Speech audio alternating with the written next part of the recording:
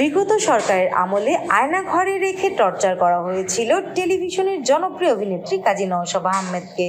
এমনটাই দাবি করছেন এই অভিনেত্রী। তানভীর তারেকের শোতে সেই ঘটনা বলেছেন নওশাবা। 2018 সালের নিরাপদ সড়কের দাবিতে যে আন্দোলন হয়েছিল শাহবাগ তথা রাজধানীতে, সে সময় সোশ্যাল মিডিয়ায় সরকার বিরোধী এক পোস্ট করার দায়ে গ্রেফতার হন জনপ্রিয় অভিনেত্রী নওশাবা আহমেদ। সে সময় নওশাবার গ্রেফতার এবং তার সঙ্গে ঘটে যাওয়া ঘটনাগুলো বেশ চর্চিত ছিল। একজন উঠতি তারকার ক্যারিয়ারে ভাটা পড়ে, অতটুকু অন্তত সবাই নিজ চোখেই দেখেছেন। কিন্তু তার ব্যক্তি জীবন, সামাজিক জীবন, এমনকি মানসিক শারীরিক অবস্থা কি হয়েছিল সে কথা কেউ জানেন না।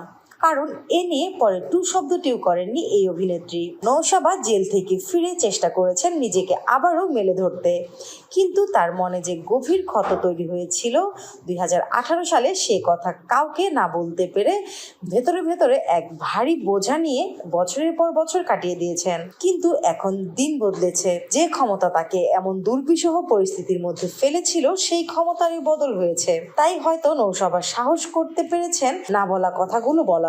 তিনি কথা বলেছেন তানভীর তারেকের শোতে। প্রচারের অপেক্ষায় থাকা শেষ শোয়ের একটি ছবি পোস্ট করে তানভীর তারেক লিখেছেন, 2018-তে প্রথম রোলিং পার্টির অন্যায়ের বিরুদ্ধে প্রতিবাদকারী শিল্পী হলেন অভিনেত্রী কাজী নওশাবা আহমেদ। এরপর আয়না ঘরে তাকে 21 দিনের নির্যাতন, অতঃপর রিহ্যাবে 6 মাস। নিজের মেয়েকেই চিনতে পারত না। সেই সময় থেকেই একমাত্র কন্যাকে নিয়ে গত 6 বছরে 20-বারেরও বেশি বাসা বদলে গেছেন। কেউ বাসা ভাড়া দিতে চায়নি, সংসার ভেঙেছে।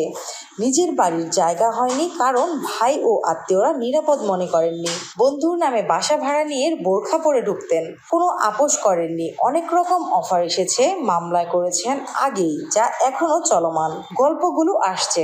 স্নিগ্ধা আঁখি, নতুন সময়, ঢাকা।